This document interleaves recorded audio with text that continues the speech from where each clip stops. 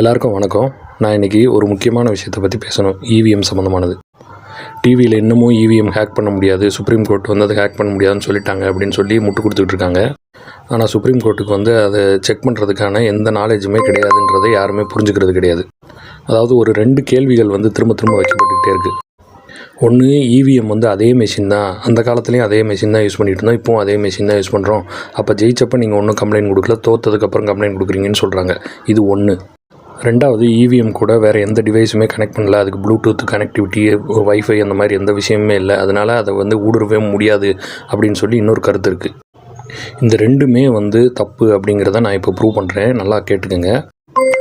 First வந்து EVM வந்து machine வேணும்னா அதே மெஷின் இருக்குதுன்னு சொல்லலாம். ஆனாலும் மெஷின் வந்து மாறிக்கிட்டே தான் இருக்குது.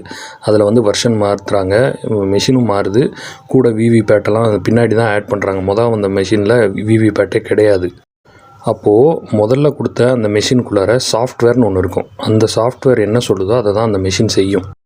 இந்த மெஷின் ஒரே மெஷினாக இருந்தாலும் சாஃப்ட்வேரை மாற்றிக்கிட்டே இருக்கலாம். அப்டேட், நம்ம ஆண்ட்ராய்டு ஃபோனில் சாஃப்ட்வேர் அப்டேட் வருது இல்லையா, அது மாதிரி அப்டேட் பண்ணிக்கிட்டே பண்ணி கொடுப்பாங்க. ஒவ்வொரு புது ஃபீச்சர் வர்றப்பையும் ஒரு சாஃப்ட்வேர் அப்டேட் பண்ணுவாங்க. அது வெறும் கால்குலேட்டர் தானே, இதில் என்னத்தை சாஃப்ட்வேர் அப்டேட் பண்ண போகிறாங்க, என்ன புது ஃபீச்சர் வந்துட போகுது அப்படின்னு நீங்கள் கேட்கலாம். நான் முதல்லே சொன்ன மாதிரி விவிபேட் முதல்ல வந்த இவிஎம்மில் கிடையாது. அப்போது அந்த பழைய சாஃப்ட்வேரில் விவிபேட்னா என்னன்னே தெரியாது. பின்னாடி தான் விவிபேட் வரவும் அதுக்கு சம்மந்தமான சாஃப்ட்வேரை கொண்டு வராங்க. பிறகு இந்த சிம்பிள் லோடு பண்ணுறது வந்து பார்த்திங்கன்னா விவிபேட் மூலமாக தான் இப்போ லோட் பண்ணுறோம். பழைய மெஷினில் வந்து டேரெக்டாக இவிஎம் மற்ற யூனிட்டு, கண்ட்ரோல் யூனிட், பேலட் யூனிட்டில் தான் அதை வந்து பண்ணிகிட்டு இருந்தாங்க. இப்போ வந்து இவிஎம்மை டெஸ்ட் பண்ணுறதுக்கு எஃப்எல்சி அப்படின்னு சொல்லி ஃபஸ்ட் லெவல் செக்குன்னு சொல்லி எல்லா ரெக்கக்னைஸ்டு பார்ட்டியோட ரெப்ரசன்டேட்டிவ்ஸும் போய் டெஸ்ட் பண்ணுவாங்க. அதில் பார்த்தோன்னா ஆட்டோமேட்டிக் டெஸ்டிங் மெஷின்னு ஒன்று வச்சுருக்காங்க. இந்த மெஷினை இவிஎம் கூட கனெக்ட் பண்ணிட்டா, விவிபேட் கூட கனெக்ட் பண்ணிட்டா, அதுவே வந்து எல்லா ஓட்டையும் போட்டு டெஸ்ட் பண்ணி எல்லாமே கரெக்டாக இருக்குதா அப்படின்னு வெரிஃபை பண்ணி பார்க்கும். ஒவ்வொருத்தரும் ஒவ்வொரு பெட்டியும் நம்ம தனித்தனியாக ஆள் போட்டு பண்ண முடியாதுன்றதுனால இந்த மாதிரி பண்ணியிருக்காங்க. ஸோ இதுவும் வந்து புதிய அப்டேட் தான், அதனால் சாஃப்ட்வேர் வந்து மாற்றிருக்காங்க. அப்புறம் 2வது கேள்வியை பொறுத்தளவுக்கு இவிஎம் மெஷினை வேறு எந்த டிவைஸ் கூடயும் கனெக்ட் பண்ணல, அதனால் வந்து அதில் ஹேக்கே பண்ண முடியாதுன்னு சொல்கிறாங்க இல்லையா. நம்ம இவிஎம் மெஷின்னா நம்ம ஓட்டு போடுற பேலட் யூனிட் மட்டும் நம்ம நினச்சிட்ருக்கோம். அது இல்லாமல் கண்ட்ரோல் யூனிட்னு ஒன்று இருக்குது, இது இல்லாமல் விவிபேட் பாக்ஸ் இருக்குது. இது கூட ஓரளவுக்கு தெரிஞ்சிருக்கும். இந்த 3 இல்லாமல் இன்னும் நிறைய டிவைசஸ் அது கூட இணைக்கப்படும்.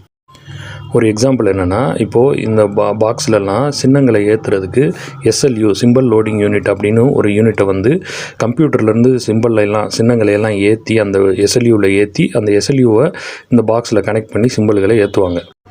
இந்த எஸ்எல்யூவை கனெக்ட் பண்ணி சிம்பிள் ஏற்றும் போது என்ன நடக்குது அப்படிங்கிறதான வெளிப்படைத்தன்மை கிடையாது. இதை பெல் என்ஜினியர்கள் தான் வந்து செய்கிறாங்க. அதே போல் அந்த எஸ்எல்யூக்குன்னு ஒரு சாஃப்ட்வேர் இருக்குது, அந்த சாஃப்ட்வேரும் வெர்ஷன் மாறிக்கிட்டே இருக்கும். நேற்று நடந்த எஃப்எல்சியில் நாங்கள் செக் பண்ணுறப்போ அதில் யூஸ் பண்ணிகிட்டு இருந்த சாஃப்ட்வேர் வெர்ஷன் வந்து 1.8, ஆனால் லேட்டஸ்ட் வெர்ஷன் 3.4னு பெல் என்ஜினியரே எங்ககிட்ட கிளாரிஃபை பண்ணாங்க. இது மாதிரி கனெக்ட் பண்ணியிருக்க ஒவ்வொரு சாதனத்துக்குமே ஒவ்வொரு சாஃப்ட்வேர் இருக்கும். அந்த சாஃப்ட்வேர் மாறிக்கிட்டே தான் இருக்கும். அதை மாற்றிக்கிட்டே புது ஃபீச்சர்களை உள்ளே கொண்டு வந்துக்கிட்டே தான் இருப்பாங்க. அதனால் சாஃப்ட்வேர் மாறிக்கிட்டு இருக்கிறதுனால ஒரே இவிஎம் மெஷின் தான் அந்த ரிசல்ட் கொடுத்துச்சு, இப்போ வேறு ரிசல்ட் கொடுக்குது அப்படின்னா அதுக்கு காரணம் சாஃப்ட்வேர் அப்டேட்டாகவும் இருக்கலாம்.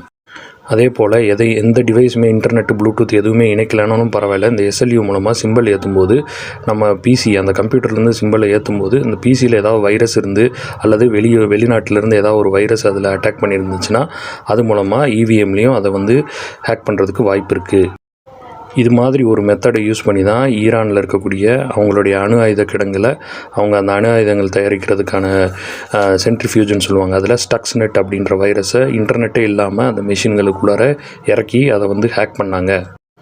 இந்த வீடியோ ரொம்ப முக்கியமான வீடியோ, அதனால் ஜனநாயகத்தை மதிக்கிற எல்லாருமே, எல்லா மக்களுக்கும், இந்திய குடிமக்கள் எல்லாருக்கும் இந்த வீடியோவை தயவுசெய்து ஷேர் பண்ணி எல்லாருக்கும் ஒரு விழிப்புணர்வு ஏற்படுத்தணும்னு தாழ்மையோடு கேட்டுக்கிறேன். மிக்க நன்றி.